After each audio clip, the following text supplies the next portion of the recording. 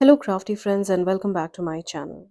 Halloween is all about spooky fun, but if you're looking to make a clean, simple, and absolutely adorable Halloween card, you're in the right place. With lots of die cutting and a sweet sentiment, I have created a beautiful Halloween card using papers from box number 13 by Your Paper Insider. If you've missed the unboxing of the latest box number 13 subscription from Your Paper Insider, I highly encourage you to check out that video. I share some absolutely fun, colorful, hand selected papers that are perfect for your fall and winter theme projects. Well, today I will be creating a Halloween card using some of these fun papers. Usually, when I make Halloween projects, they are a lot more spookier with a lot of texture and color, basically, pretty messy. But today I decided to go in a different direction and make a very clean and simple card using some adorable die cuts and a simple stamped sentiment. For my main focal point, I'll be using the Costume Ghost Parade die set from Simon's Stamp. This was part of this year's STAMPtember release, and I just love how cute these little ghosts in their Halloween costumes are. We have a little mummy, a pirate, a ghost with a witch's hat, and even a tiny little vampire. There's also a die that cuts out a little pumpkin basket, perfect for storing all your Halloween candies. To save us some time today, I've already cut out all the pieces using some fun papers from Your Paper Insider. I've stored them in these little triangle trays, and today we will be assembling each of those pieces to create our focal points. I also wanted to give a special shout out to that absolutely gorgeous red brushed metal double sided paper from box number 13 that I used to create the vampire's coat and the witch's hat. I just love the texture on this paper. It adds such a beautiful, rich look to our card. This paper is really thick, so I had to run it a couple of times through my die cutting machine to get that clean impression. There were still a few spots that didn't get completely cut, so I ended up using my scissors to carefully fussy cut them out. I started by assembling the witch's hat, which I cut using the red brushed metal double sided paper. And for that little yellow band you see along the base of the hat, I chose the canary yellow shimmer cardstock. You'll see me alternating between my Barely Art glue and Simon's Stamp craft glue to stick all of these tiny little pieces together.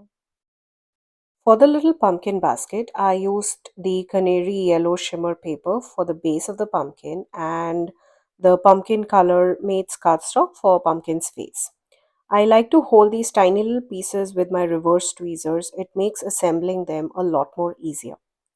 Next, I arranged pieces for the pirate's hat. For this, I used the Amazon Blue Lacebo cardstock, which is a solid color cardstock, and I paired it with the same pumpkin color Mate's cardstock. And of course, my little pirate even has his tiny little eye patch. How cute and adorable is that? All of these pieces are really tiny, so I took my time making sure each one of them was glued together properly. I also kept all of those little triangle trays nearby so I didn't lose any of these tiny pieces.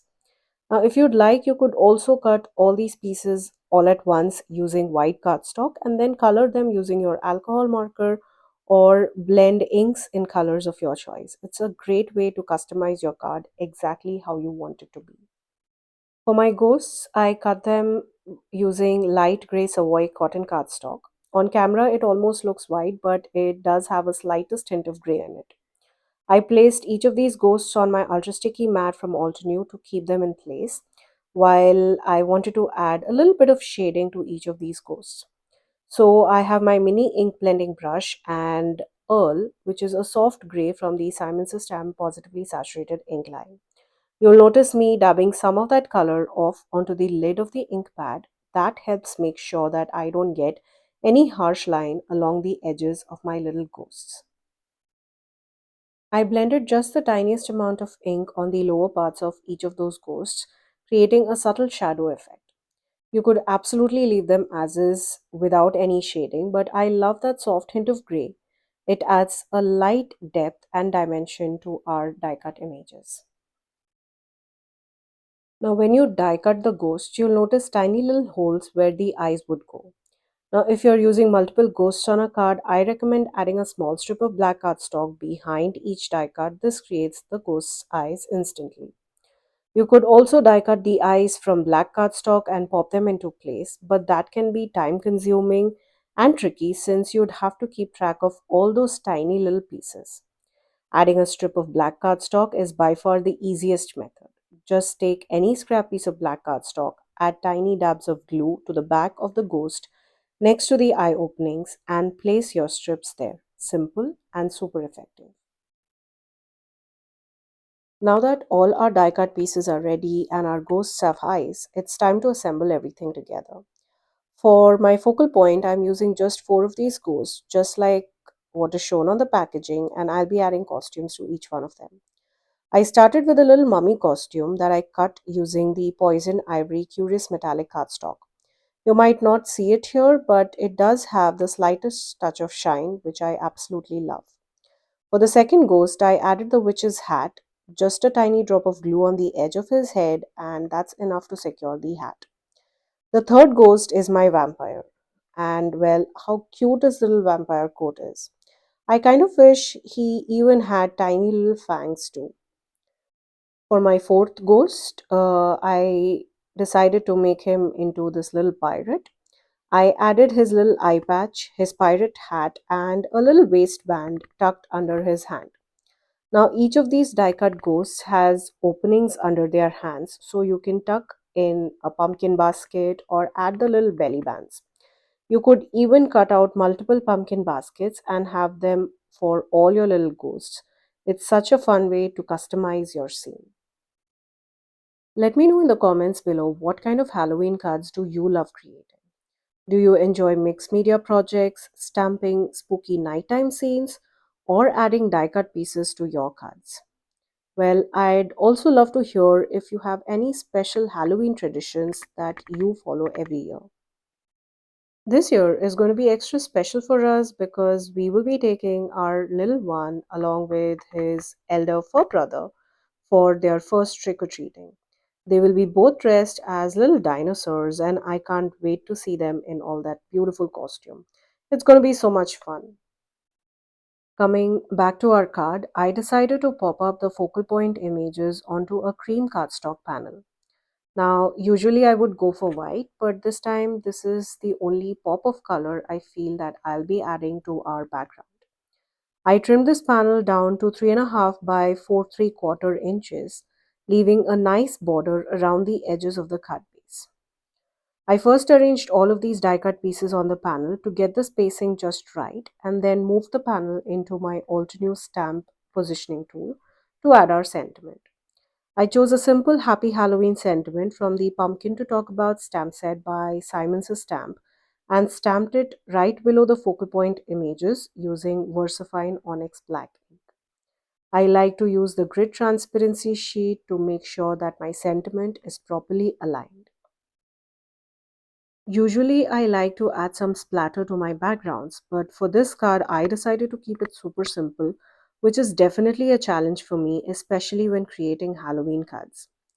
Now that my sentiment is in place, it's time to arrange all of these adorable ghosts in their Halloween costumes onto the card front. I decided to pop each one up using tiny foam circles, giving them just a subtle lift. To make sure that all these die cut pieces are perfectly aligned, I used my T-square ruler. I also added small drops of liquid glue over the foam circles so I'd have a little wiggle room before committing them to their final placement over the panels. Now it's time to adhere this panel onto our card base. I popped up the panel using foam tape and adhered it onto a bright red card base, and well, that's our finished card. I had so much fun creating this Halloween card, especially using those gorgeous papers from Your Paper Insider box number 13. The colorful hand selected papers made cutting out these little ghosts an absolute joy, and the variety of textures and finishes really helped bring each costume to life.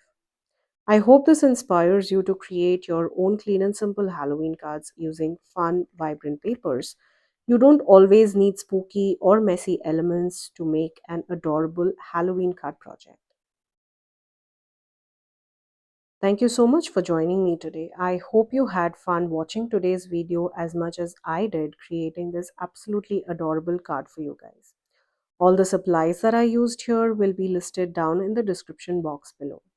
Please note that all of these links are affiliate links, which means that if you shop using one of my links, I'll get a small commission at no cost to you guys. Thank you again for joining me today. Until next time, stay safe.